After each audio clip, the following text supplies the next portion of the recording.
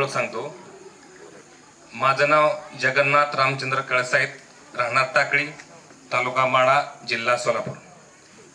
माझे बंधू दादा कळसाहेब लोहार समाजाचे ते काम करतायत, पूर्ण महाराष्ट्रभर काम करतायत, ते आपण पाहतोय। मला अचानक तुम्ही आमंत्रित केले। मला जे बोलायचंय ते तुम्ही समजून घ्या।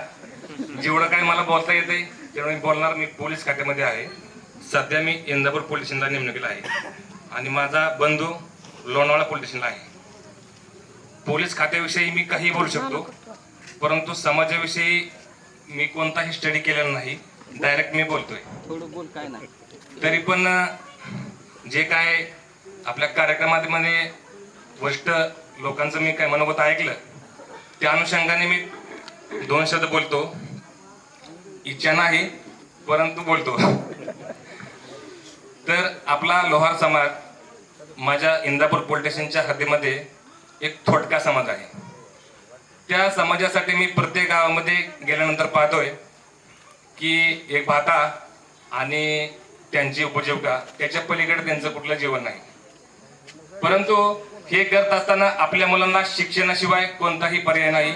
जर आपण शिक्षण दिलं तरच आपण आपल्या मुलांना किंवा आपल्या समाजाला पुढे आणण्याचं आपण काम करू।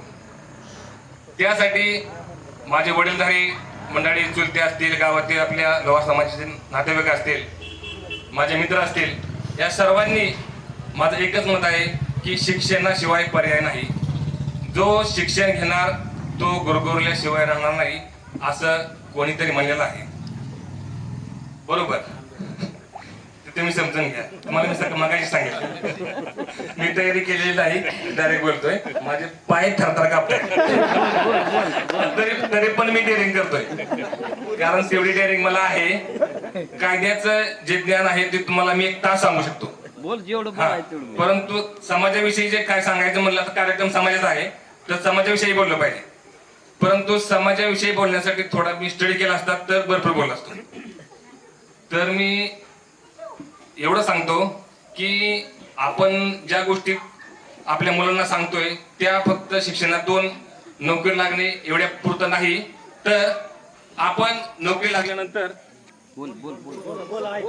आपण नोकरी लागल्यानंतर समाजाचं काहीतरी देणं लागतो। त्यासाठी आपल्या समाजाला जे काही उपयोग आहे ते आपण काहीतरी कार्य केलं पाहिजे आणि आपल्या गरीब समाजाला कसं तरी पुढे आणलं पाहिजे, हे माझं मत आहे। एवढं बोलून मी माझं 2 शब्द संपवतो।